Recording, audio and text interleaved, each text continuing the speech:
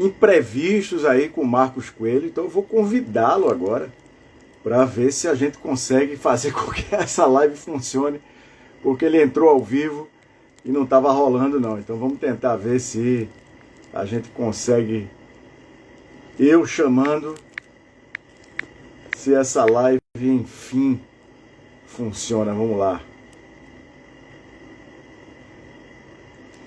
Eu vou chamar o Marcos Coelho aqui, fazendo uma engenharia aqui para ver se a gente consegue fazer essa live. Um grande Marcos Coelho. Vamos ver se vai rolar, hein? Olha, Olá! olha aí. Será que agora vai, meu irmão?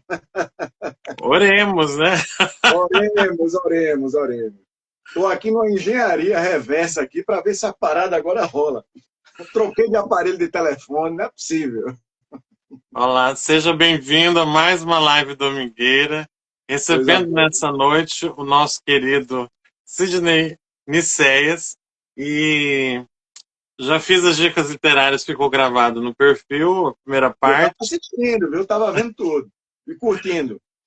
e agora a gente vai continuar a conversa pelo perfil dele, porque não estava fluindo ao contrário. Então, a gente estava falando, sua vida começa com teatro. Pois é, você até começou falando como ficcionista, mas eu também virei um não ficcionista. Isso é uma história longa, mas a minha jornada artística e literária começou com teatro. Eu fiz um curso de ator, né, quando no final da minha adolescência ali, e comecei a escrever para o teatro. Então, assim, eu adorava encenar, mas também curtia escrever. E acabou sendo a minha primeira experiência artística, né? E isso fica, né? Eu me casei muito cedo na época e acabei mergulhando mais na literatura, mas o teatro nunca saiu de mim. Tanto que de um tempo para cá eu resolvi voltar a atuar também. Eu sempre usava um pouco da atuação na hora de interpretar um texto, na hora de fazer lançamento de livro, enfim. E eu acabei fazendo uma participação no Agente Secreto, agora, que foi o filme brasileiro talvez mais cultuado de todos os tempos, talvez o mais premiado da história. Eu estou na cena ali do que Wagner Moura vai dar um murro no cara no restaurante. Tem um close que Uau! dali eu estou com um bigodão aqui. E, inclusive, vou impedir que Wagner Moura dê um murro no cara. Até tem um amigo meu que brinca e diz: você salvou a carreira de Wagner Moura, porque aquele murro ali acabava com ele. E aí gravei recentemente agora Sábado Morto, que é um filme de Leonardo Laca, também uma participaçãozinha, né? E assim, acabei de fazer um curso de cinema com meu querido Adriano Portela, que é diretor do Recife Assombrado, ele tem a Cobogó das Artes. Então acabei de fazer um curso também com ele, e, enfim, a gente vai, o que rolar, a gente está dentro. Mas a literatura foi o que me fez realmente seguir a trilha, né, Marcos? Assim, e eu acabei, iniciei na ficção, que é a área que eu mais gosto, na verdade, mas recebi uma provocação de Dona Lourdes Alencar, que eu não conhecia, com uma ligação do nada que ela fez para mim, e acabou ela querendo que eu escrevesse a história de vida dela. E eu digo, tá, eu vou aí conversar com a senhora, tomar um café. E quando eu cheguei lá, bicho, ela, na verdade, resumiu a história dela. E eu vou fazer um resumo muito pequenininho, porque a história dela é absurdamente cheia de coisas espetaculares, de bom e de ruim, né? E ela disse, olha, eu fui violentada pelo meu pai na infância, adotei 13, na época ela disse 13 filhos, mas a gente depois descobriu que eram 10 adotivos, e teve 3 de barriga. Então você imagina uma pessoa na infância, dos 7 aos 12 anos de idade, sofrer vários estupros do pai, e na vida adulta se dedicar a salvar pessoas da miséria, né? Assim, bebês, crianças, adolescentes, até adultos. A gente fala 10 filhos, mas ela ajudou muita gente. Então eu passei 10 anos, Marco, numa obra de não ficção, entre Interessante. entrevistas, E o você drama estava também. lançando um livro na época, né?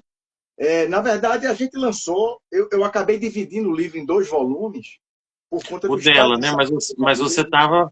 você tava na produção de um outro seu, né?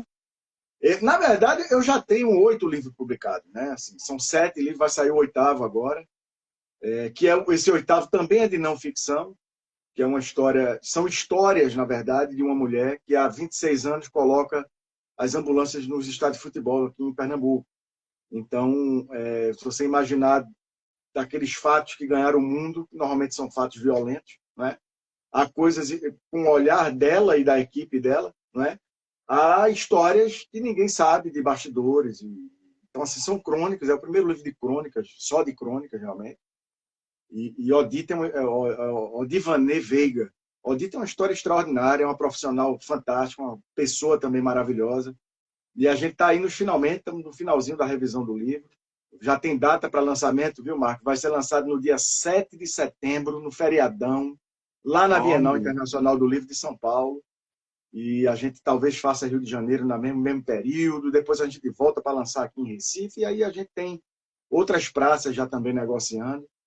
É a luta do escritor, né, Marco? Quem escreve e está aí acompanhando a live sabe o quanto a gente luta e briga e faz o que ama, e independente de prêmio, de reconhecimento, de valorização, porque é uma área que precisava muito, está aí muita gente chorando que o Brasil deixou a Copa do Mundo, né? Mas aí gasta, sei lá, gastou algumas centenas de reais nessa Copa, dizendo que os que estão aqui tomando uma para ver o jogo, gastam milhares de reais para ir lá ver, mas vai dar 50, 100 reais no livro, acha caríssimo. Então, a gente precisa rever o papel que a gente tem enquanto povo, né? os valores, né? Valores. Inclusive, Perfeito. os valores assim humanos, eu acho que esse é o ponto, né? E aí no É, livro, você falou que dividiu, porque você tinha questões com a saúde da Dona Lourdes, né? Que a eu Dona tinha Lourdes é muito uma medo. pessoa real, né? E É, ela teve um encontro com o Frei Damião, é isso? teve. Eu tinha muito medo que ela não. Ela passou a vida. Tem tudo a ver com isso que você perguntou. Em 1973, ela estava grávida do primeiro filho dela, de barriga, como a gente chama, né? E ela trabalhava numa casa de família. E Frei Damião estava hospedado lá e ela não sabia. Então, tinham 14 quartos, uma mansão, até hoje, uma família muito rica que ajuda muito ela até hoje.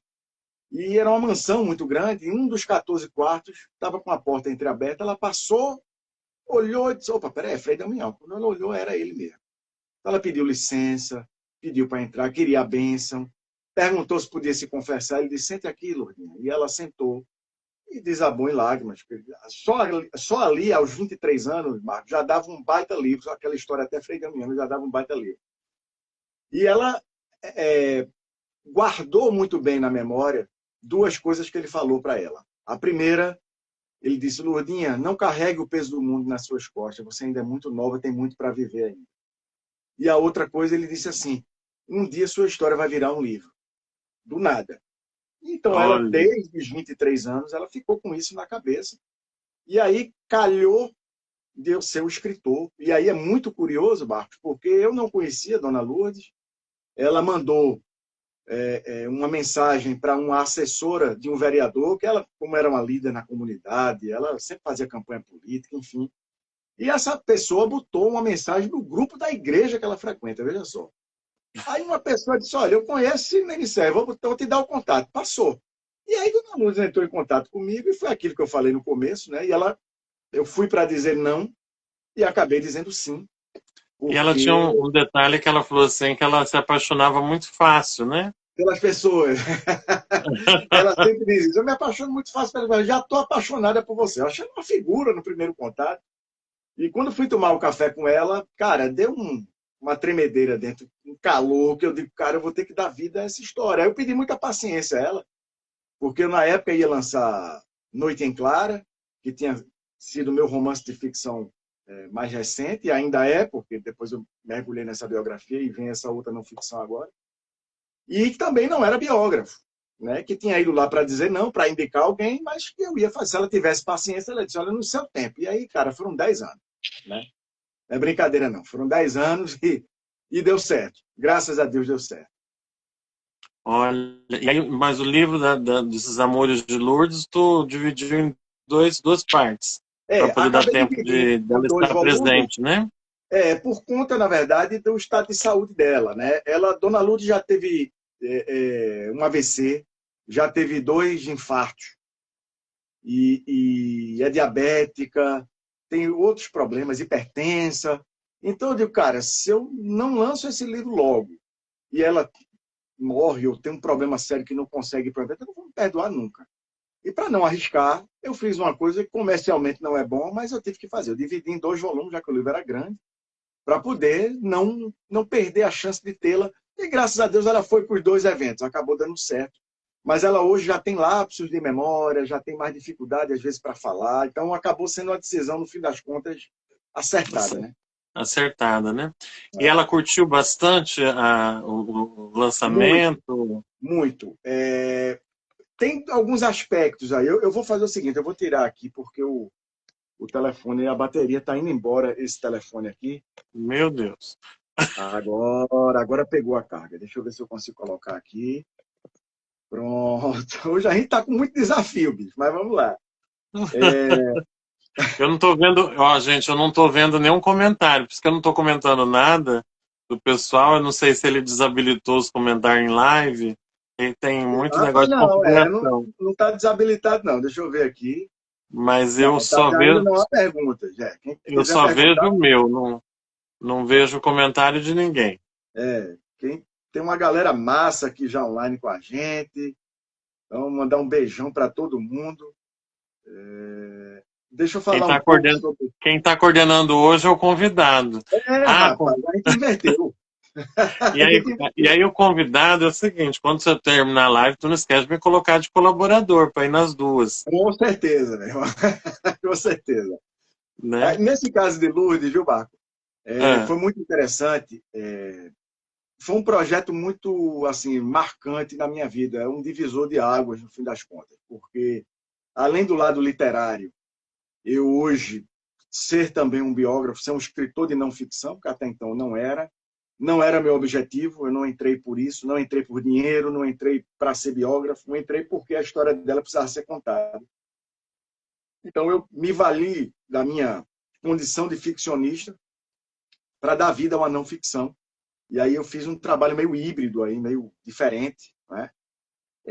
Mas foi muito marcante também para mim no âmbito pessoal, porque quando eu conheci Dona Lourdes e comecei o trabalho com ela, eu era solteiro, namorava só, tinha um filho, e nesse meio tempo, cara, eu fui pai de novo 2 vezes, me casei, me separei de novo.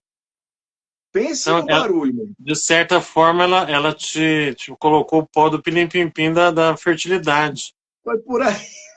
Eu disse, olha, vamos acabar para não vir mais, tá bom? Amo criança, amo meus filhos, meu Deus, meu sonho da minha vida era ser pai, mas 3 tá bom, vamos parar por aqui, Não, né? rendeu. Eu mesmo da autora, né? Da fonte, né? Da sua fonte, ela tem 3 naturais, né? Ela tem 3 naturais, ela tem 10 adotivos, alguns no papel, outros não. E ela tem mais uma gama de pessoas, talvez mais de outras 10 aí, ou mais, de gente que É, ela é, ajudou mesmo, porque assim, de você, maneira pelo que direta. você falou nas entrevistas, ela ajudou a resgatar pessoas que também estavam na pobreza para melhorarem de vida. Na pobreza, sofrendo violências, algumas meninas sofrendo violência sexual, e ela foi lá e brigou, bateu de frente e realmente salvava essas crianças. Dizia, você vai para minha casa, quer ir para minha casa? Quero. E algumas diziam, posso lhe chamar de mãe? Pode. E algumas dessas, ela teve uma mesmo, que está lá no livro, bem, bem contada a história, que roubou ela e foi embora. Então, Nossa, ela lidou com muita gente ingrata, lidou com muita gente grata, que até hoje. Ela tem 2 filhos adotivos, por exemplo, que até hoje são os mais próximos dela. Então, ela tem uma história de vida assim espetacular, cara, que a história dela precisa ser lida, né? Eu vou voltar para a Bienal de São Paulo agora com um livro novo, mas a gente vai levar o volume 2, que a gente só lançou o volume 1 lá na Bienal de São Paulo. Então, a gente vai levar também o volume 2 de Todos os Amores de Lourdes e a gente está à disposição, né? Para quem quiser levar a gente, ó, leve para o evento literário que a gente está lá. que maravilha. E tu coordena, um dos coordenadores da Bienal, é isso? Rapaz, isso é interessante, porque desde 2017, em 2015 eu tive na Feira do Livro de Bogotá e fui representando a Bienal do Livro de Pernambuco. Eu conheci o pessoal disse, vai representando a gente e tal.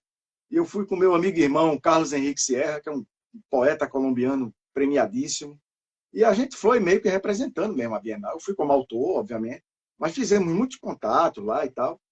E quando foi em 2017, o pessoal disse, bicho, vem presidir aqui a Ideação, que é uma ONG que correaliza a Bienal. A gente está precisando aí dessa força e acho que a gente pode somar, juntar e multiplicar. Então, desde 2017, bicho, eu estou nessa luta também. E é muito interessante porque é um escritor no lado da produção. Não da produção direta, porque eu não sou produtor do evento diretamente, mas envolvido com a produção de alguma maneira. Então, assim, se eu já conhecia os gargalos do escritor, hoje eu conheço os gargalos de quem produz e quem promove, né? E a gente está falando Uhum. da terceira maior Bienal do Brasil. E eu vou te dizer, Marcos, é um trabalho hercúleo botar essa Bienal no ar de 2 em 2 anos. Não é brincadeira, não. Mas a gente faz e faz um trabalho realmente bem feito. Porque imagina o desafio, porque Pernambuco, assim como acho que é uma das cidades, né, o estado mais idoso quase da nação, né? Verdade. Vamos colocar assim. É, tem uma renca de gente que escreve, né? Uma ruma de gente. Então imagina o desafio de organizar, e não é só o pessoal local, né? Mas assim, a Bienal é pessoas do É mundo todo que internacional. participam. Essa última Então, edição a gente conseguiu alguns golaços, né? Além de uma galera de fora, a gente teve uma participação massiva aí, não só de recifenses, mas gente do estado, de outros estados nordestinos, que é muito interessante também. A gente tem uma Bienal muito cultural, um pouco diferente de uma Bienal de São Paulo, de uma Bienal do Rio. A gente tem muita cultura efervescendo nos 10 dias de evento. A gente sempre, tradicionalmente, o Dia da Criança está dentro da programação da Bienal.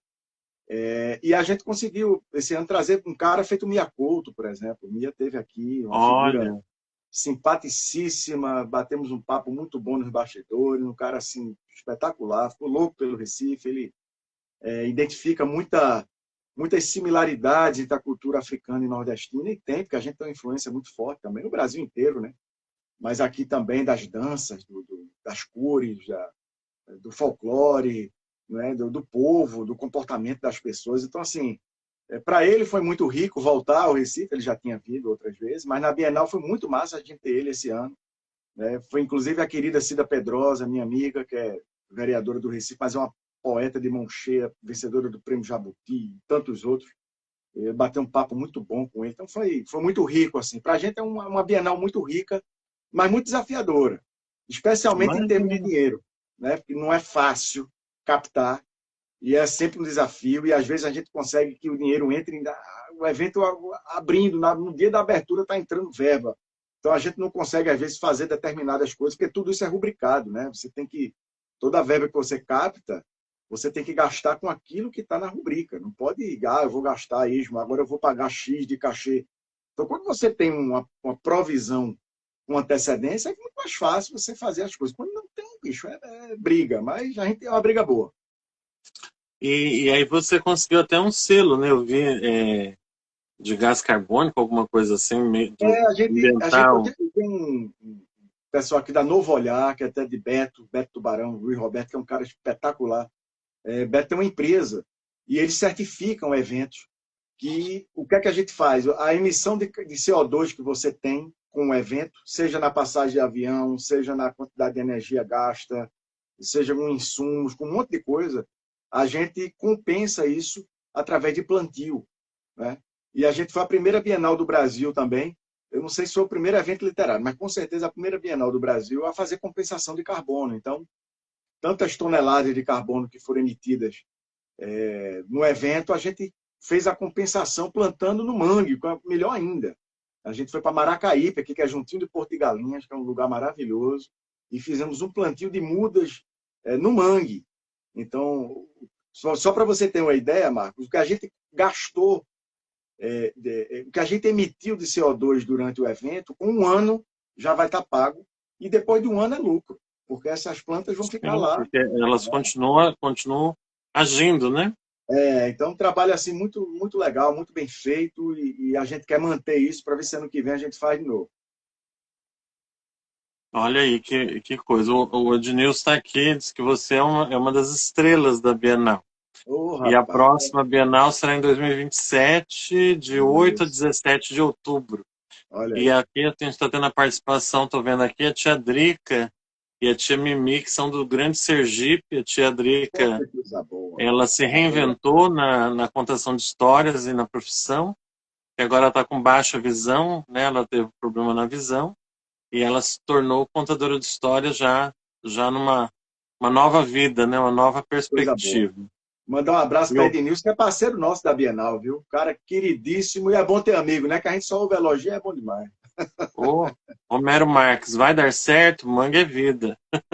Coisa boa, Romero. É isso aí, meu irmão. Né? E é nessa toada, né, que a coisa, era uma exclamação, vai dar certo, manga é É vida. isso. E toda a nossa toada de arte, né, não, é lógico que a gente tem a questão da sobrevivência. Inclusive, você tem, acho que é um pequeno que adora livros, né? Você Eu tenho, botou na verdade, eu tenho um uma história pequeno que estava interessante. folheando os livros ali, eu não sei. O pequenininho tem 3 anos, ainda não sabe ler, mas lê, a criança lê da maneira dela. Lê as imagens, viaja naquilo ali. Sim, Eu tenho Maia, que tem 7 anos.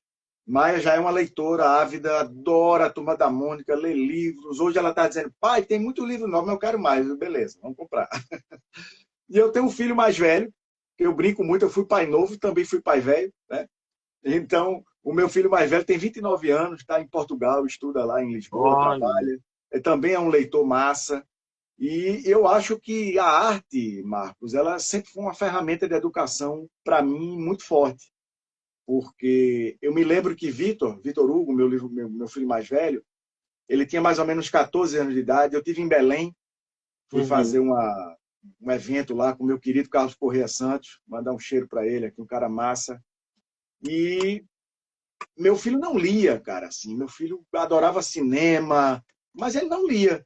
E eu já escritor e tudo mais, cara, como é que eu vou fazer para o meu filho ler? E aí, como a gente via muito filme, a gente tinha assistido algum tempo antes, V de Vingança, e ele tinha amado o filme. E a HQ é muito melhor do que o filme, né? E eu achei sim. essa HQ lá em Belém, comprei, era a edição completa, bem grossa, carinha pra caramba. Eu digo, velho, vai ao racha, eu vou comprar isso pra ele. Meu irmão, ele leu em coisa de um dia. Ele devorou a HQ, que era bem grossa. E aquilo ali foi a grande porta de entrada dele para a leitura. E, para mim, independente de qualquer coisa, eu precisava usar isso como uma maneira de ter uma ferramenta boa para a educação. É porque a leitura, cara, é um troço que É o transcende qualquer caminho, né? outro gênero, não é? É o E caminho aí da eu fiz revolução, né? Eu acho o assim, caminho da revolução. a revolução pessoal, porque a literatura não é só uma questão que você revoluciona hoje, né? Mas é revolução sempre. Sem Porque dúvida, toda sem vez que ela dúvida. encontrar um novo leitor, a máquina se põe a Gira. funcionar como se Pois é. fosse uma ignição. E com Maia foi espetacular, porque Maia a mente muito lúdica, então assim, para você ter uma ideia, eu controlava, eu sempre consegui, eu ia usar uma palavra horrível, controlar, mas não é, eu sempre consegui é, fazer com que ela, por exemplo, escovasse os dentes, fosse tomar banho, contando história. Então, quando ela estava muito resistente, que a minha palavra já não estava dando, eu digo, olha, vamos lá, eu vou contar uma historinha para tu. Aí, conta, pai. E aí eu contava uma história. Cara, até hoje, ela vai fazer 8 anos em novembro, até hoje ela é movida a história. E meu Pitoquinho também está assim. Né? Gael, com 3 anos, está nessa. Então, assim, com os 3 filhos em idades bem distintas, eu consegui fazer com que a literatura entrasse, né, com uma HQ. E o meu desafio é nessa evolução desses dois, porque a gente vive um momento tecnológico que, por um lado, é bárbaro e, por outro, é muito perigoso, porque a gente não pode esquecer nunca que nós somos seres analógicos e o digital e o virtual ele tem que ser um apêndice para facilitar a vida da gente e não a vida da gente. A vida da gente está na analogia, está em sentar, pegar um livro, fazer a cabeça viajar. Né? Uma inteligência Exato. artificial não pensa, ela não vai pensar jamais. Né? E a gente sim. A gente precisa, não pode perder essa ferramenta. E esse A vai ser gente meu não grande pode perder desafio com o essa turminha controle, agora. né? É A isso gente não aí. pode perder o controle, porque a hora que você deixar a tecnologia no controle, aí você. O lance principal não é a questão tecnológica em si, mas é a questão da leviandade que a gente tem no universo Perfeito. virtual. Numa pesquisa, por exemplo, você não tem um assunto, nem sempre as informações são reais, Sem né? dúvida. Aquilo dali pode ser manipulado, né? De repente eu coloco algumas matérias e a IA vai lá, e é igual uma amiga minha, ela se tornou presidente, fundadora de academia, não sei da onde, nem é. nem lá nunca passou. Mas na hora que digita, então mistura a vida dela com a vida de qualquer outra pessoa, e aí Pois é. quando pensa que não, aquela pesquisa quem você não é real, né? E Aí. a gente tem que ter o discernimento, né, Marco? A gente tem que ter o discernimento, e quanto mais a gente lê, e mais a gente consegue ter esse pensamento crítico, menos a gente cai nesse tipo de coisa. Né? Então, as pessoas estão muito iludidas com a tal da IA. Né? Assim, calma, gente, pelo amor de Deus. Tem muita gente ganhando dinheiro com isso. A IA, os processos das máquinas de IA consomem um volume de água absurdo, quer dizer, outra excrescência que a gente está lidando. Então, a gente vai evoluir. A IA chegou para ficar, mas a gente não pode perder a nossa capacidade humana de pensar, de questionar. Eu acho que a gente nasceu para ser questionador, a gente não nasceu para estar seguindo os outros, não. Infelizmente, a maioria da sociedade é seguidora. Né? E a gente É, realmente precisa melhorar muito nesse aspecto. e eu vejo assim, é resistência, né? Porque você vê, a gente está num domingo à noite, né? Eu estou há 6 anos aqui, Tá vendo, cara? lutando, Não lutando é com a contação brincadeira. de histórias, com a literatura, né? Lendo poesia de domingo à noite. Mas é justamente, olha lá, Marcos Cisneiros, boa noite, primo. Grande Marquinho, beijo, meu irmão. Coisa boa, esse é meu primo do coração. Rose Cofal de Camboriú acabou de entrar. Rose Coisa Cofal, boa. inclusive, é contadora de histórias e ela vai viajar agora para o 10º Prêmio Baobá na África. Eles Ah, estão você comentou viajando. no começo, não foi? Quando a live caiu lá. É, Massa. exatamente, né? E vai uma galera, né? Da Bahia, do Muito bom. Pernambuco, aí de Garanhuns vai Yali Feitosa, tá indo, representando Pernambuco aí Massa. também. Boa. Muito E sucesso para essa grande turma elenco, toda, né? para a Rose. Ela É o tá dizendo que tá grande nervosa elenco. aí. Vai nervosa mesmo. Bote quente lá. Aí eu falei para ela assim, imagina, né, nos 60 anos você fazer a primeira viagem internacional e Que ir para lindeza. outro continente, né? Eu acho assim, isso é É contar lindo. histórias debaixo dos baobás originais, né? Os Pô. primeiros. Isso é Inclusive, tem uma história, espetacular. viu? Tem uma história aqui em Pernambuco que virou uma lenda, mas assim, dizem que é verdade, porque Saint-Exupéry esteve aqui antes de escrever O Sim, Pequeno Príncipe, e ele conheceu os baobás do Recife. Então, dizem que ele se inspirou nos baobás do Recife por livro. Não sei se é verdade, mas fica aí o registro que é interessante, né? quem sabe de todo, né? É como Santos Dumont, né, que a gente fala, né? Pois é. Quando você chega nas cataratas de Foz do Iguaçu, e tá a presença dele lá, né? Eu acho interessante, assim, você passar e tá ele lá, você vai em Petrópolis, ele tá também.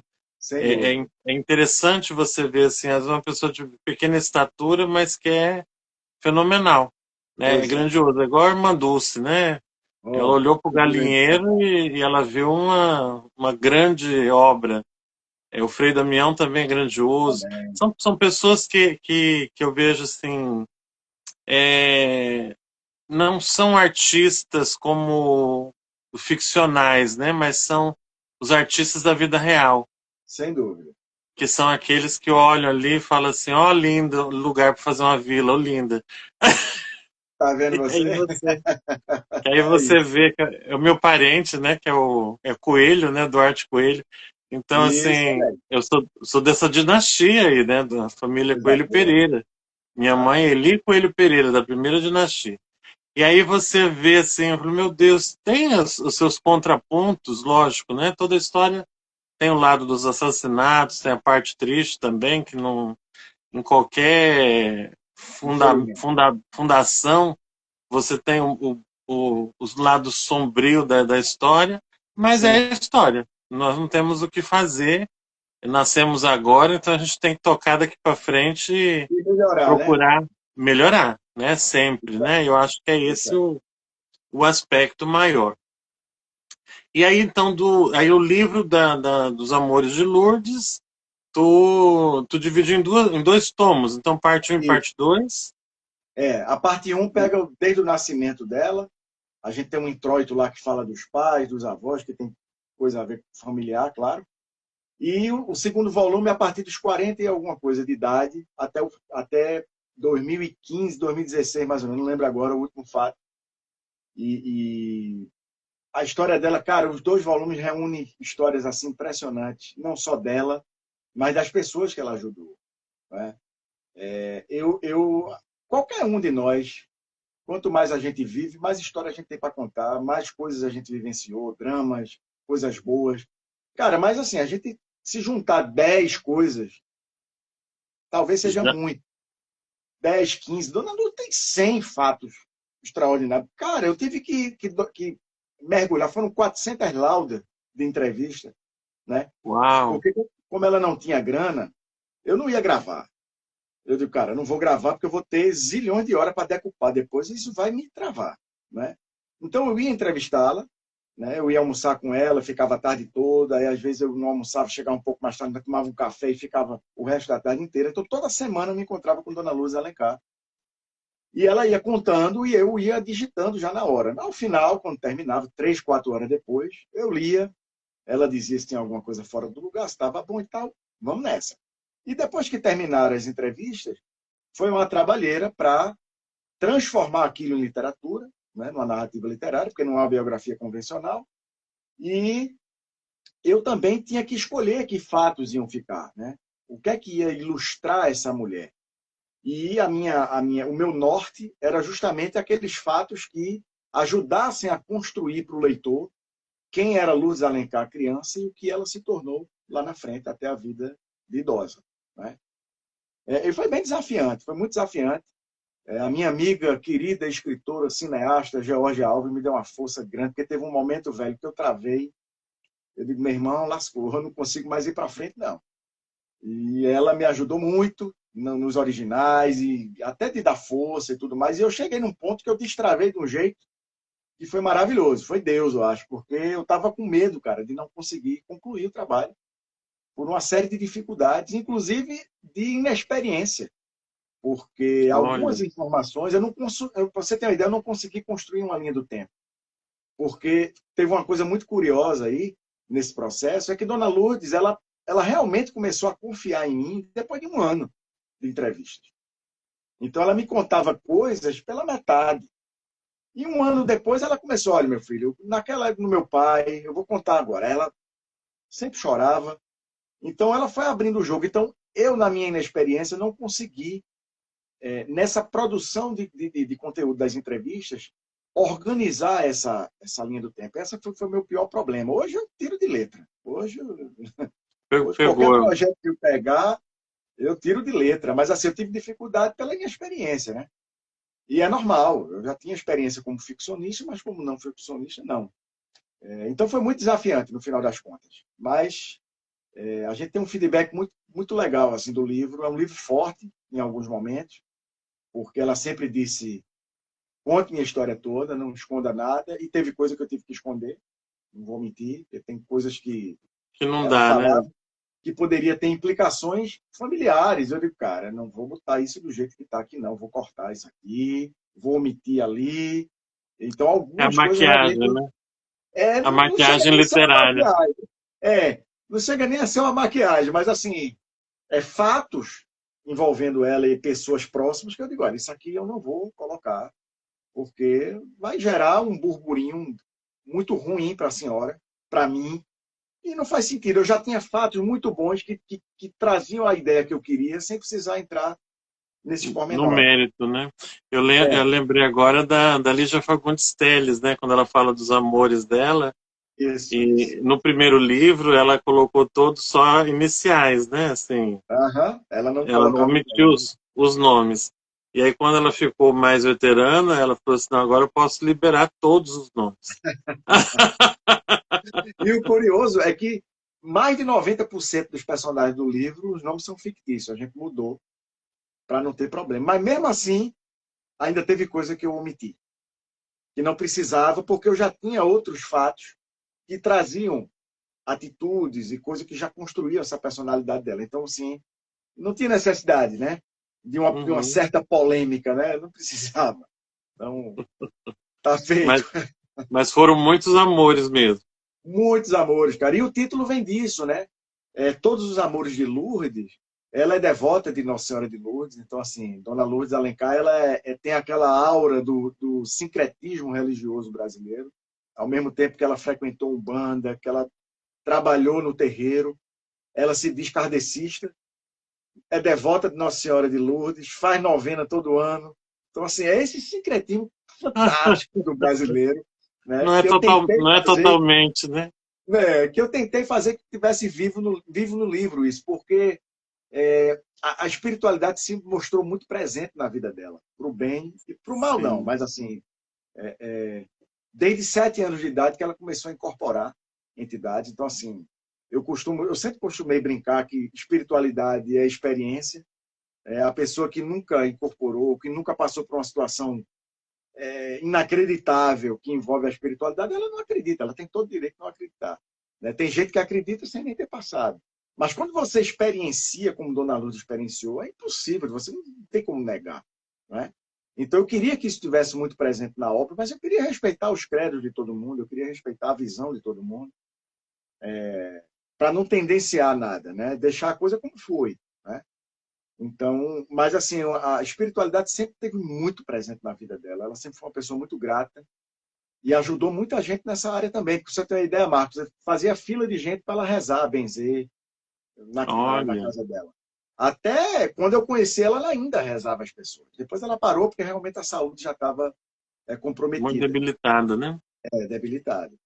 E aí os seus outros, no caso assim, você conta as 8 obras, conto com essa ou separado dessa?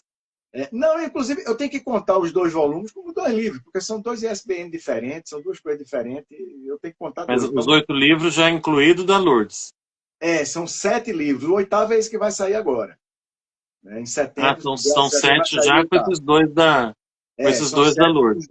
com os dois. Eu só contava um, mas a pessoa disse, bicho, são 2 ISBN, te vira, aí são E dois são volumes. 2 histórias diferentes, então não é o No mesmo fim livro das mesmo. contas, no fim das contas é um complemento, inclusive. Se não tivesse o Sim. segundo, você ia ler o primeiro e ia ficar capenga, sem o resto da história.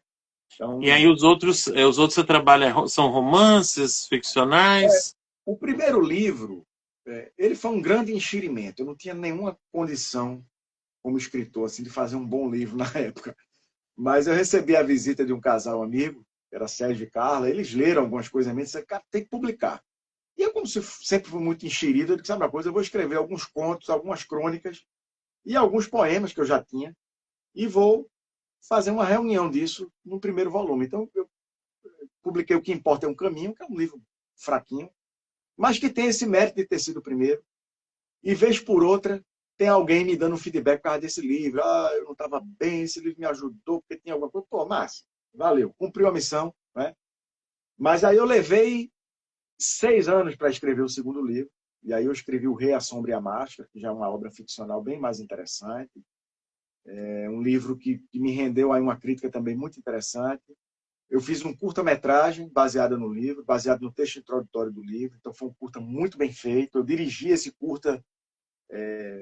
Quando eu digo dirigir, foi muito enxerimento meu também, porque eu não tinha nenhuma experiência como diretor de cinema. Mas acabou dando certo, até porque eu tive um câmera fantástico, um cara que me ajudou muito a dar vida às ideias que eu tinha, não só como roteirista, mas como diretor. Esse curta está fora da internet, mas vai voltar em breve, porque foi postado pela pessoa da produtora, a produtora fechou, o curta saiu do ar e hoje eu só tenho a mídia física dele. Então a gente está convertendo para em breve botar no ar. Raí está entrando aí, grande Raí, cheiro, meu irmão. Então, o que é que acontece? Georgia Alva, acabei de citar ela, ó, ela entrou aqui agora. Coisa boa, Gel. Então, eu lancei O Rei, a Sombra e a Máscara com esse curta. Depois eu escrevi, eu fechei com a editora de São Paulo, a Geostre, e eu publiquei 2 livros pela Geostre, que foi A Grande Ilusão, que é uma novela, que também teve uma receptividade muito boa. E o primeiro e até aqui o único infanto juvenil, que foi Vicky e o Homem Feito de Nuvens. Né? E depois eu publiquei com as Cortez, lá de São Paulo, Noite em Clara, que é uma obra bem diferente, que é um drama psicológico, né, de uma... Mandar um cheiro para a Lilian, que entrou aqui também na live. Que coisa boa, tem uma galera massa aqui. Noite em Clara, ele é uma obra a partir de um estupro, né? E aí eu tive uma experiência pessoal, não comigo, mas eu tive uma amiga e uma ex-aluna de um projeto social que eu dava aula, que foram estupradas em um período de tempo aí de, sei lá, 1 ano e meio, 2 anos, de um para outro. Isso me marcou muito.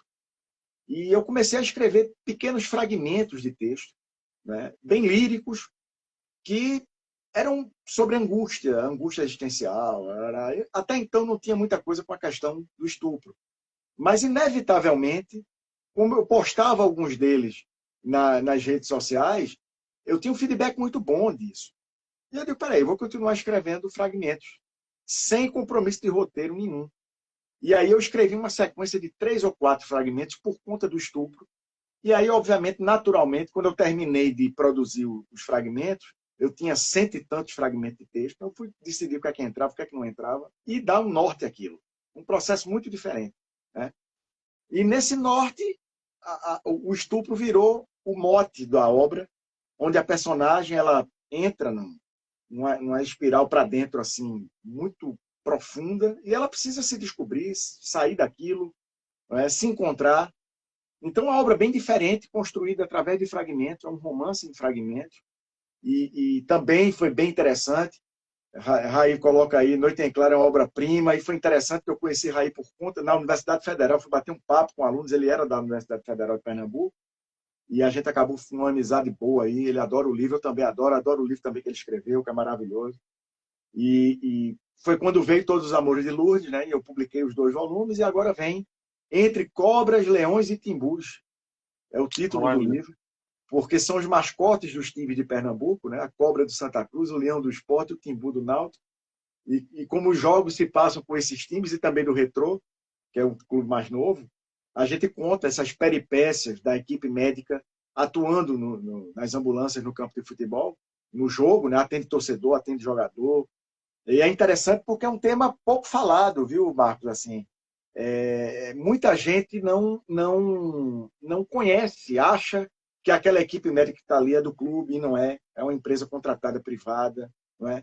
A gente hoje não tem um mapeamento, por exemplo, no futebol brasileiro de quantas empresas atuam nesse setor, como é a rede de estádios que facilita e atrapalha a vida da equipe médica, como é a rede de saúde no entorno dos estádios e das arenas hoje. Então, um livro que vem também com informações, ele não vem só com as histórias, mas ele vem com informações que vão ser muito relevantes para o público que gosta de futebol, para a imprensa que acompanha. e para a Eu própria sempre cito saúde, né? A história da saúde. também da saúde, sem dúvida. Tem uma história muito interessante recentemente, na final do Campeonato Pernambucano aqui, ele estava jogando Sport e Náutico, no final do jogo, um jogador do Náutico machucou o ombro, e tem uma imagem da televisão, estava transmitida ao vivo, foi a Globo, estava transmitida ao vivo, e o narrador diz, olha aí, a equipe do clube, a equipe médica do clube está indo tratar o jogador. E não era a equipe contratada para aquilo ali.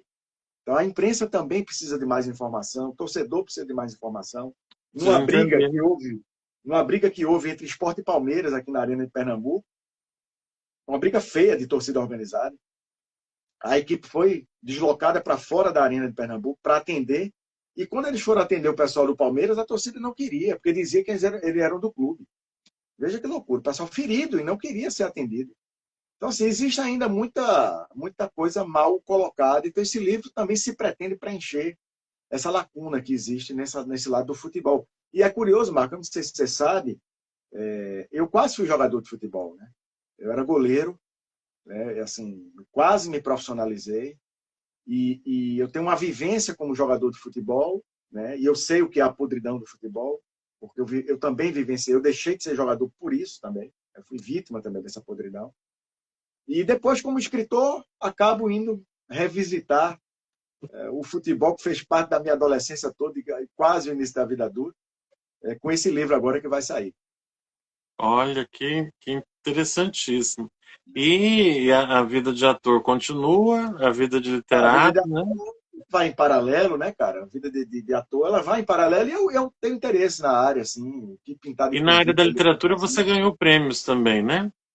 Tem alguns prêmios. Para ser sincero, Marcos, eu nunca, assim, eu passei a inscrever meus livros em prêmio recentemente, pra você ter uma ideia, né? Eu acho que eu acho que Noite em Claro, eu acho que botei um prêmio. Aí depois Todos os Amores de Lula, eu botei o primeiro volume, o segundo volume eu nem botei. Porque, assim, eu não foco minha carreira em prêmio, né? O prêmio é Uhum. uma coisa bem-vinda e eu preciso até colocar isso de vez na minha vida, sabe? Acho que a gente tem que,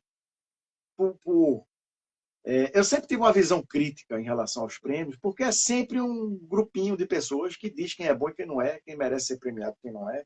Existe muito lobby de editora, né? Existe muita coisa ruim atrelada aos prêmios, qualquer prêmio, não é só na literatura. Então a gente não tem que Não. se É. privar disso. Eu estou mudando minha cabeça nesse sentido. Mas acabei ganhando alguma coisa aí no meio do caminho, quando eu botava os prêmios. Quando eu boto, eu estou desamor de luz, se tiver alguma coisa de biografia, eu vou terminar colocando também. Como foi uma obra partida, então assim, o volume 2 meio que você escreve o volume 2 sem ter botado um, fica complicado. Então, como eu escrevi só em 2 prêmios o primeiro, fica meio complicado nesse sentido. Mas assim, eu não tenho essa. Gostaria, não vou dizer, não vou mentir, é legal você ganhar um prêmio literário, isso é muito Claro. interessante, de Eu acho até visibilidade, Os Amores de Lourdes deve virar documentário depois, né? ou alguma coisa afim aí no cinema. É uma história assim fascinante. Eu tenho uma Interessante, ideia né? de transformar em roteiro, mas se eu não conseguir, alguém pode se interessar em fazer isso. Eu acho que tem pano para manga ainda. Acho que é um livro que tem pano para manga. E tem um Maravilha. romance de ficção que eu vou retomar em breve, né? Quando eu lançar esse agora, eu volto para a ficção, porque minha alma está pedindo isso, assim, fervorosamente. E eu tenho um romance, quando eu terminei Noite em Clara, em meados de 2015, eu comecei a escrever um romance que tem tudo, tudo para ser um baita livro. Eu não sei se eu estou à altura das ideias que eu tive, mas eu tive muitas ideias extraordinárias para o livro, com temas assim muito palpitantes. E eu não sei como é que vai ser aí dar vida a esse livro, né? Mas eu vou dar a vida de todo jeito, ficando extraordinário ou não, esse livro vai nascer. Vai ser minha próxima obra, muito provavelmente vai ser de ficção. A não ser que apareça um negócio assim muito ou bom financeiramente, ou um negócio feito Dona Lourdes assim, que mexeu comigo de um jeito. Mas meu planejamento é retomar em breve esse livro de ficção, esse romance de ficção. Vou reescrever o que eu tinha feito, já tive outras ideias. Vamos ver como é que rola, né? Então, uma grande história, né? E nunca termina, né? Porque tem Nunca sempre termina. novos tomos, novos volumes, né? Novas É, experiências. só se a gente São, morrer e são... não der vida ao que a gente pensou. É nada, mas agora tem três mentes brilhantes que nasceram de ti aí, para É, continuar isso daí, aí a pois é, quiçá, história né? não acaba, não. Verdade. E meu filho mais velho é um poeta de mão cheia, cara. Escreve bem pra caramba, Vitor. Olha aí, então, Quem sabe? tá Maia, com aí. 7 anos, já adora desenhar. Vai que ela depois também gosta de escrever. Enfim, eu acho que a gente precisa mudar, Marco, na sociedade, essa ideia de que artista tem que ser mendigo, né? Que artista tem que estar pedindo dinheiro, tem que depender de edital público, que ainda tem gente que critica, diz que está mamando, pelo amor de Deus. Isso é Mamando o uma quê falta nessas de. tetas secas? É Essas uma, tetas pois secas? é uma falta de visão, uma falta de vontade de tentar entender o outro lado. Eu acho que é muito isso. Então a gente criou uma cultura de marginalizar o artista. Isso é ridículo. A Sim, gente, na verdade, não deveria estar sempre com um pirizinho na mão, ou mendigando atenção, mendigando que se compre o livro, mendigando, sabe? Isso é uma característica assim que é muito perniciosa para quem está na área, sabe? E a gente se isso, desanima muito, né? A gente se desanima muito, mas a gente não deve se desanimar. Faz parte, desanima, mas volta. É o que a gente faz. sim. Isso Tesão, que a gente tem tesão por isso. tu tá no estado velho, amigo. Imagina eu que tô no estado novo, que a Ainda gente tem isso. tem. É porque o estado velho, é assim, Pernambuco, pelo menos o que eu fui, eu vi assim, já tem uma visão turística da arte, né? Então a Tem. arte ela já figura como elemento de turismo, né? Você vê o Porto de Galinha não tem galinha, mas aí Tem uma história, né, que se conta aí, que tem gente não, que é mentira, mas tem uma história, né, que era onde chegavam os escravos, inclusive as galinhas também que vinham, por isso que virou Porto de então, Galinha. Não sei se é verdade. Enfim. mas assim, aí você vai, tem umas coisas assim que o nordestino é muito criativo, né? Então, tudo está muito Aqui, ligado. aqui, Marco, a gente tem um outro problema. Né? Aqui a gente realmente é uma terra muito rica culturalmente e artisticamente.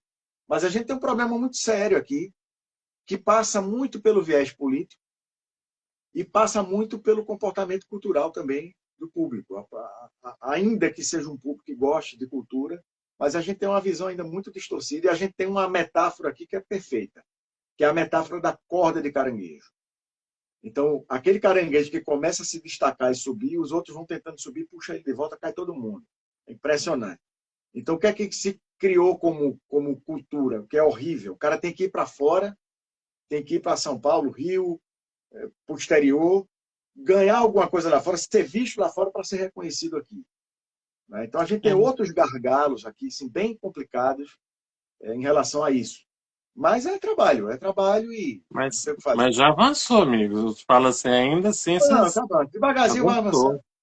Avançou, porque são 5 séculos, né?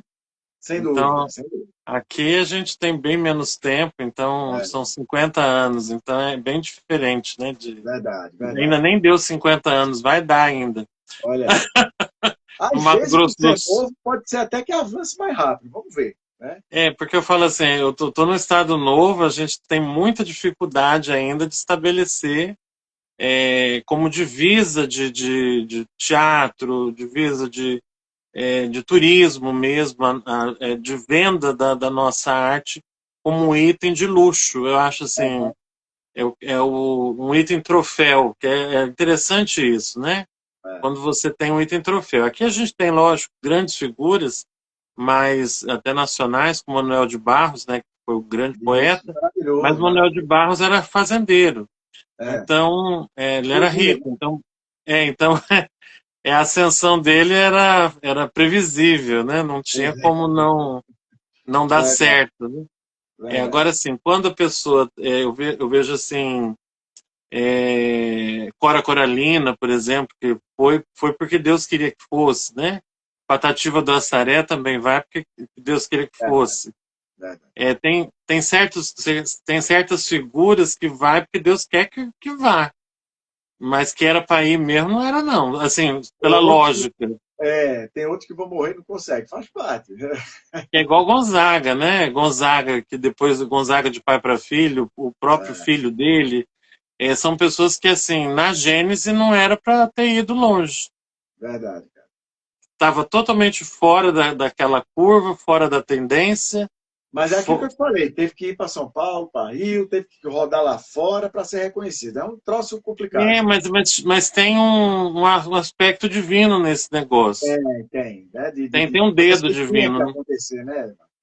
Porque eu falo assim, não é por acaso. Tem certas coisas assim que elas estão... Igual a gente está conversando aqui hoje. Era improvável que a gente se conhecesse. Mas assim... Romero você vê como... Miró aí, meu amigo Miró da Muribeca, poeta marginal, a gente está falando com o Miró. Verdade, Romero. Concordo contigo. Sim. É como assim, o quarto de despejo, né? Quando a gente vê... Carolina de Jesus, Carolina Maria. Nossa, é uma coisa... Carolina Maria, toda vez eu confundo. São coisas assim que era improvável. Verdade. Imagina isso acontecer, né? Carolina Maria de Jesus, não? Quarto de Despejo é um livro tão contundente, cara, assim. Sim, ela falando, né? O povo lançava fezes, né? Caía nas crianças da noite e tal. Então, são situações que eu vejo assim, não era igual, mesmo quando eu vi José de Alencar, né? Eu fui até a casa dele, onde ele nasceu, lá no Ceará, e quando eu vi a casa dele, eu falei assim, eu também tenho chance, porque a casa era do mesmo tamanho da minha. Casa de Coab, germinada, pequena, e a casa era assombrada, aí eu tinha que estar o fantasma, ou o fantasma, a gente dentro da casa. Não cabia os dois. Aí você tinha que sair, aí ele assombrava lá dentro, você de fora para poder, depois invertia. Fantasma sai, você entra, entendeu? Porque não dava os dois juntos. É muito difícil, né? Então, a gente vê assim, nessas histórias, né? Você vê onde começou José de Alencar, depois aonde ele concluiu, né? O próprio Machado de Assis também era uma pessoa improvável. Lima Barreto, né? Tudo era improvável, não era... E folhetim, gente, imagina eles produzir o livro em folhetim. A história tinha que ser interessante do início ao fim, porque senão não rendia, que era lido semanalmente. Que era o que Dostoiévski fazia também, né? Ele tinha a coluna dele, escreveu os Sim, contos. e fora a Flor Bela Espanca, que aí a gente vai ver assim, as mulheres que Sensacional. na história vão aparecendo com codinomes, né, para poder aparecer. A Chiquinha Gonzaga também teve bastante dificuldade, né, também Verdade. na questão do musicismo, né? Então, nós vamos vendo assim, são estruturas que têm um aspecto sideral, eu acho, do universo, né? As conspirações do universo para que algumas coisas aconteçam. Não exatamente dos ETs, dos UFOs da vida, né? Mas tem alguma coisa... porque nem todo mundo que é extraordinário consegue esse estrelato. Como Steven Spielberg, né? Por exemplo, ele sair dali, a criadora do Harry Potter também. Quanta gente escreveu coisas maravilhosas, mas que nunca conseguiram ir tão longe em vida, né?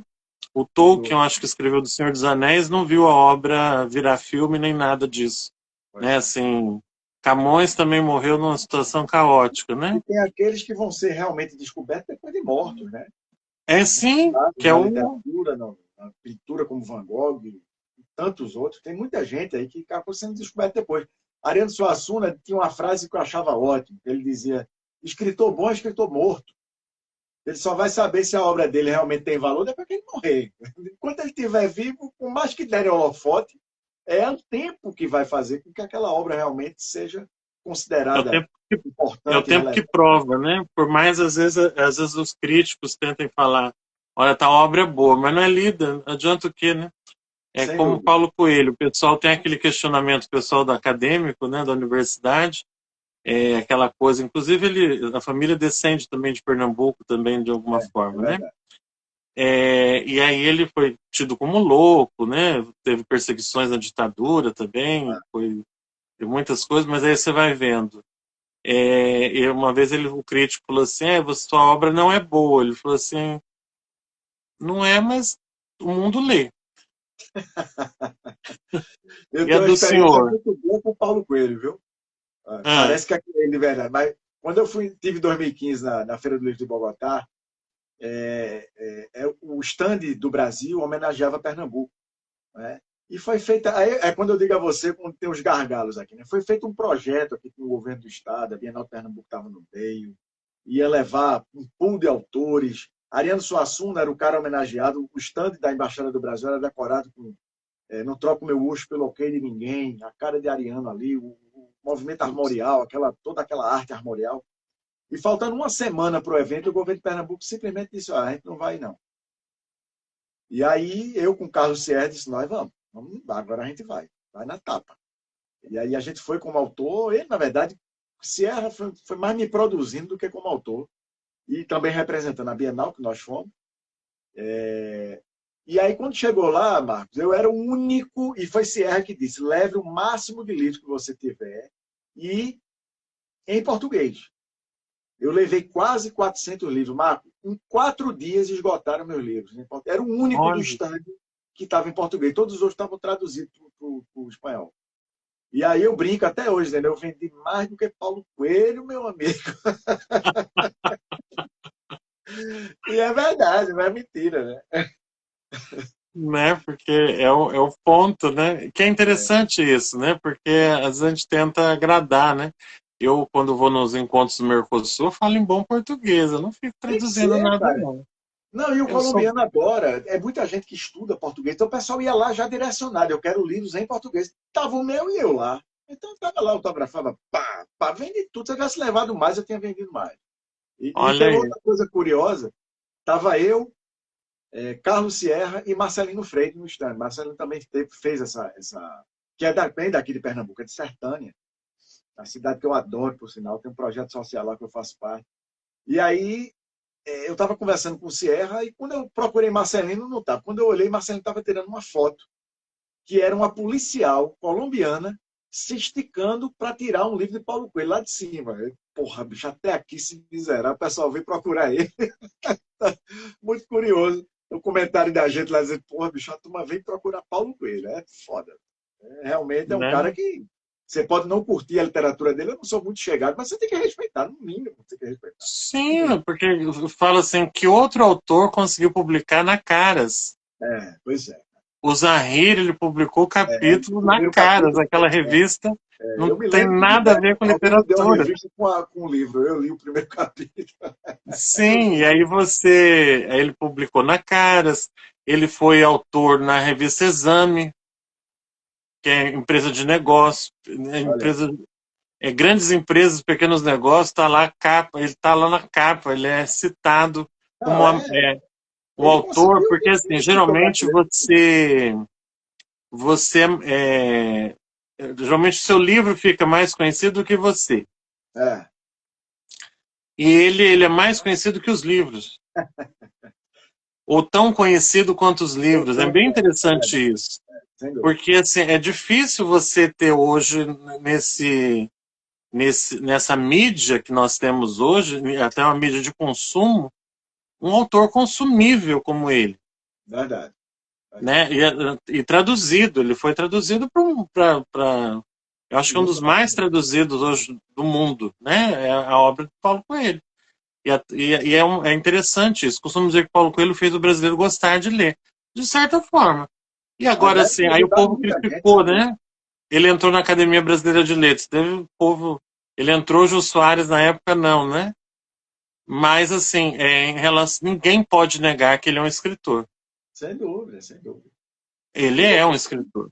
e você tem na literatura, isso é uma coisa curiosa também, porque quando o autor começa a entrar na nata, aí vamos botar esse nata aí entre aspas, né? Porque é o cara que ganhou um Jabuti, ganhou o prêmio São Paulo, ganhou um prêmio internacional, aí ele entra num nível ali e ele refuta tudo que não está naquele panteão ali. Regra geral é assim, impressionante. Não todos, obviamente, né? Mas tem uma galera que é assim, entra ali, então ele não lê mais determinados autores, não presta, ele não valoriza, porque, cara, quando você tem visibilidade, eu acho que seria uma coisa muito interessante começar a democratizar mais isso, né? Começar a Sim. democratizar, permitir que outros autores, que podem não ter a mesma qualidade ou não, mas que têm direito de escrever, têm direito de publicar. E eu vejo assim, a expressão ela é o canal, porque assim, quando a gente consegue que pessoas se expressem como cordel, né? Quantos cordelistas nós temos que vão morrer anônimos muitas Sem vezes, dúvida, sem ou dúvida. repentistas mesmo, mas e até pessoas que elas não conseguem escrever, não têm aquele conhecimento escrito, né? Que a minha avó, Não, finada avó, falava assim, ou bem lido ou bem corrido, né? Então tem gente que é só corrida, né? Que ela é pernambucana, de Pombos ali, o pessoal de Exu e Nova Grande Exu. Recife, E aí ela grande falava assim, Bezerros, né? E aí falava assim, ó, ou bem lido ou bem corrido. Quer dizer assim, tem gente que tem estudo. E aí ela pode chegar e publicar um livro e ficar conhecido. Mas tem pessoas que têm um conhecimento, é igual a Dona Lourdes, se não fosse você escrever, ela ia nascer, viver e morrer, e é uma e história ninguém que ia ia ter morrer com ela. oportunidade, sem dúvida, sem dúvida. Então, eu vejo assim, quando você consegue trazer essas histórias, ainda que não sejam escritas na excelência da língua, né, no universo catedrático do que se espera, mas pelo menos você tem uma expressão familiar, você tem uma construção de vida. Eu lamento muito que a minha família perdeu essa literatura. Tem muita história em Gravatá, ali, tudo na região que eu fui, mas que não foi relatada e estão morrendo centenários e ninguém registrou.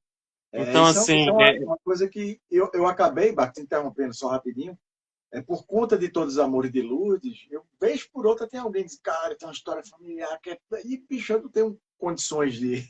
Eu não sou biógrafo, eu sou biógrafo também, né?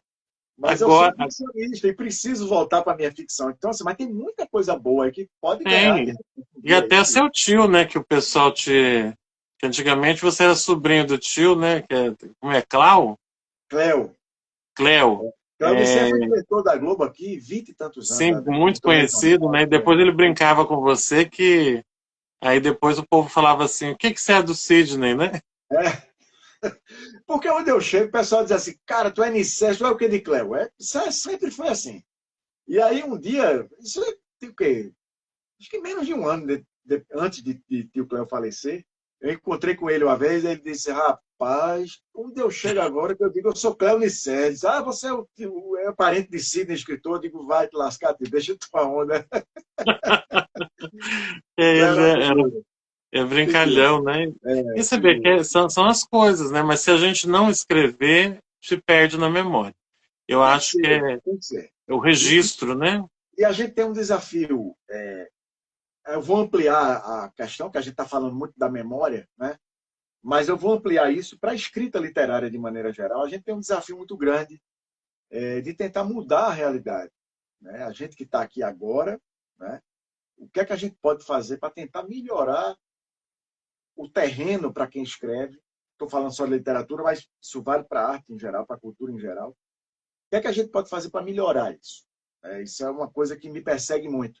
A gente, quando depois que é pai, e quando a gente é pai de filho pequeno, é bem complicado, porque assim, eu sou pai, pai de verdade. Então, não tem esse negócio de, vou viver minha vida profissional, os meninos se viram, aí amanhã ele se resolve. Comigo não tem isso, eu sou pai daquele presente. Então, o meu desafio é equilibrar isso na minha vida, né, e não parar de jeito nenhum.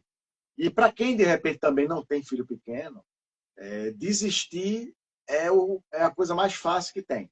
E não é o que a gente precisa. A gente precisa, na verdade, de não desistir. A gente precisa continuar escrevendo, a gente precisa publicar mais, né?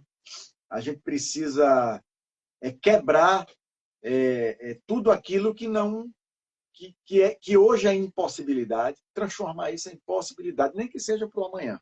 Né? Eu acho que a gente tem esse desafio, a gente tem que ter essa consciência de que se a gente é escritor, cara, vamos escrever, acabou. Se a gente é ator, vamos atuar. Se a gente é pintor, vamos pintar, bicho, vamos produzir, independente se dá certo ou não. Eu fico muito chateado assim quando eu vejo que a arte ela é tratada, o artista ele é tratado como secundário. Eu me lembro de uma propaganda de uma escola aqui, Marco, no Recife. Eu não vou dizer o nome, até porque eu nem lembro direito qual era. Mas tinha um menino tocando bateria. Era uma foto, assim, era um outdoor aqui. Aí dizia assim, João, acho que era João o nome, baterista, judoca e futuro engenheiro.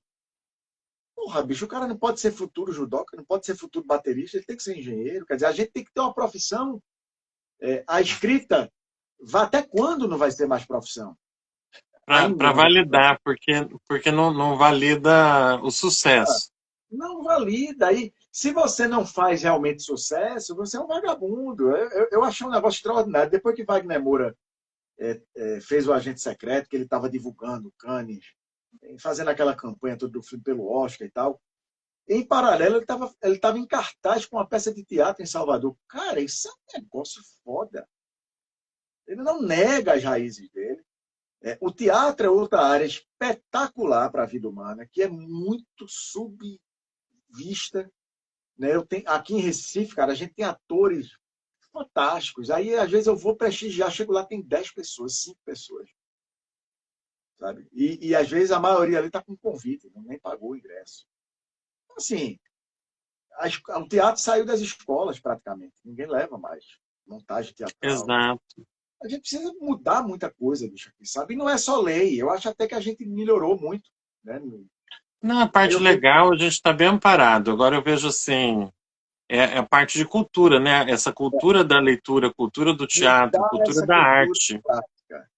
É, Perfeito. essa questão. Porque até assim, a gente tem que criar consumidores de cultura. Porque o que Perfeito. acontece, por exemplo, você tem uma orquestra, o pessoal não tem esse hábito, né? Se você tem um baile funk, tem o hábito, o pessoal tá lá, lota. Mas uma orquestra sinfônica, uma coisa. O ouvido das pessoas não tá treinado para isso. E outra Até coisa, não se leva para o povo. Né? Eu tenho um grande amigo, que hoje ele é primeiro maestro na Orquestra de Granada, na Espanha. Ele saiu aqui da comunidade de Peixinhos. Né? Meu amigo Israel de França, um cara que eu acho espetacular, nasceu na pobreza.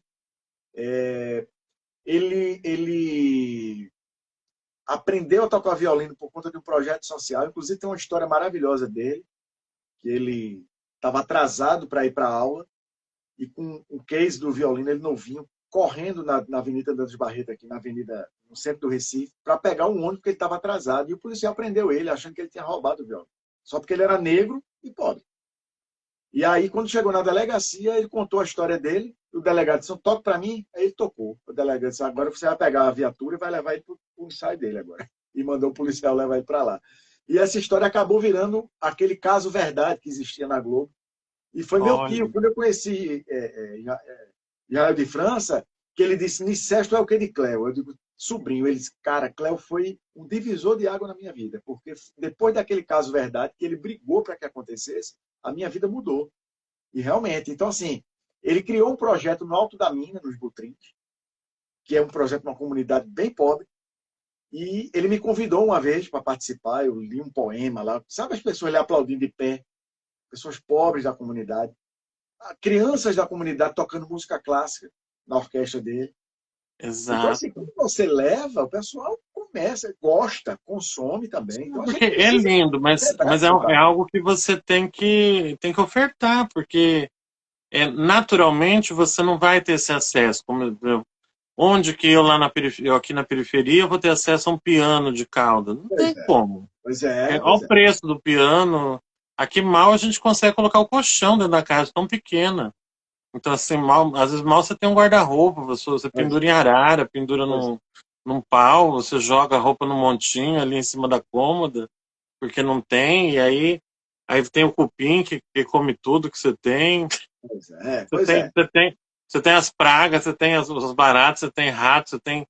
Porque é a periferia, é o aspecto da vida. Agora, assim, quando que você vai ter acesso a um instrumento clássico? Não vai ter. E a escrita, cara? Que você precisa a escrita piorou. É complicado. Então, a gente já tem um desafio muito grande. Porque você não tem dinheiro. Entre comprar um arroz e comprar um livro, você vai comprar o arroz. Perfeito. E a gente viveu um problema crônico na pandemia por isso, que você tinha na comunidade um casebrezinho, que era um vão com 12 pessoas. Como é que você vai ficar confinado dentro de casa? Aí aqui fizeram isolamento coletivo. Eles isolavam a comunidade para que ninguém de fora entrasse, e quem precisasse sair tinha máscara. Mas isso eram projetos sociais que faziam, né? Porque é complicado, né? Olha, e tem Deus, porque senão a comunidade teria morrido. Não tinha como, gente. Porque todo mundo é um grupo enorme. Não sei como não morreu. E os mendigos da rua, que ninguém morreu. Pois é, os projetos de rua também. Eu tenho uma amiga, está até aparecendo ali, ProSol, que é de Renata, minha querida amiga. Ela tem um projeto aqui com moradores de rua, que é maravilhoso. Maravilhoso. Então, a gente às vezes vive dos editais, das ONGs. Aí tem muita ONG que é fuleira, crotice para ganhar dinheiro, mas tem muita ONG séria fazendo trabalhos maravilhosos. Tem essa questão das almas abnegadas que vão para comunidades, que fazem. Dá para acreditar no mundo ainda. Não, a gente tem pano para manga, a gente precisa trabalhar. Com certeza. Querido, foi um prazerzaço falar contigo. Que bom que você é bom de prosa, né? Você é uma pessoa ótima. Mas eu tenho que devolver os estúdios da live, é o quarto da minha mãe, então tem que devolver. Coisa boa. Que é a parte acústica da casa. Quarto de mãe é feito coração, meu amigo. A gente quer sair de dentro. Mas olha, foi um prazerzaço. Não esqueça de selecionar a imagem na hora que você for salvar ali. Você pede para editar lá, coloca uma imagem bonita do recorte nosso aí. Vamos fazer. E não esqueça de colocar eu, de marcar eu como colaborador ali para poder. No começo eu já te convidei como colaborador, mas eu vou confirmar. E na hora de postar, você tem que botar também. Tem que colocar também, porque aí vai para a minha página também, para a gente não perder o. Se não acontecer, perdeu algum palco, mas não é possível. Agora que a live ficou, pelo amor de Deus. Não ficou, não tem para onde, a gente dá um jeito. Nós somos criativos. Pois é. Olha, eu agradeço muito a você pelo papo. É muito interessante poder falar para outros públicos de fora também de Recife, fora de Pernambuco. Eu tenho esse costume, nunca nego uma entrevista, uma live.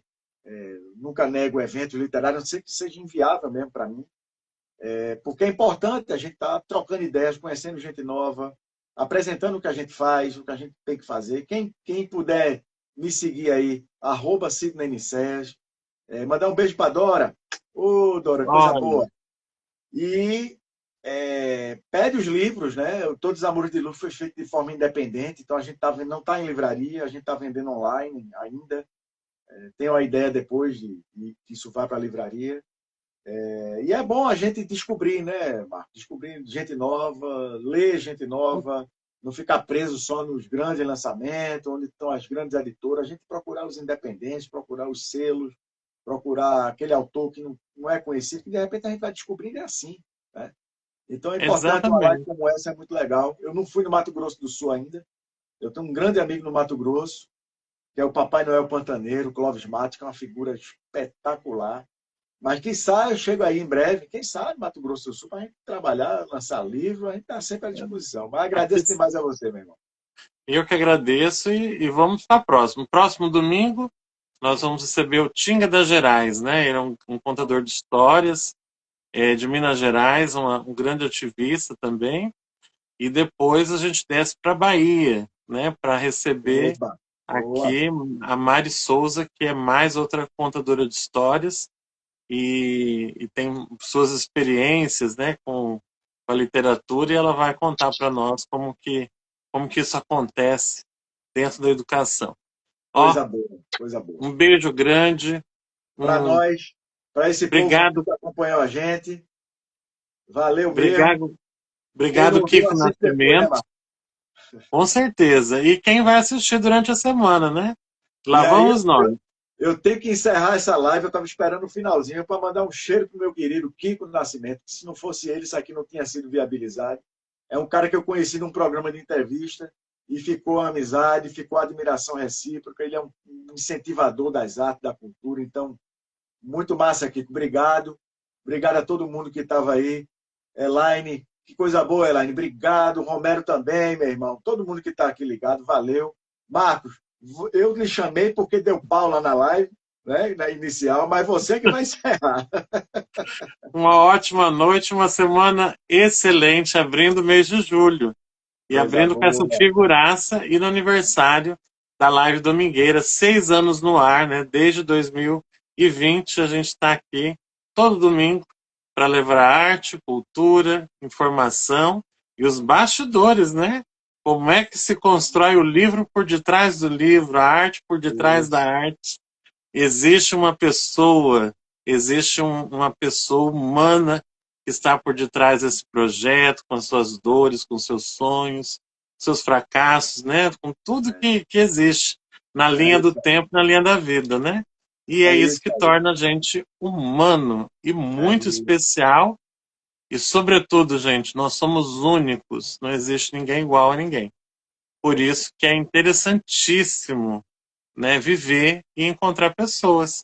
São 7 bilhões caminhando para 8, mas todas diferentes, únicas, cada um no seu próprio universo, na sua própria vida. Um cheiro para todos e até a próxima. Valeu, beijão.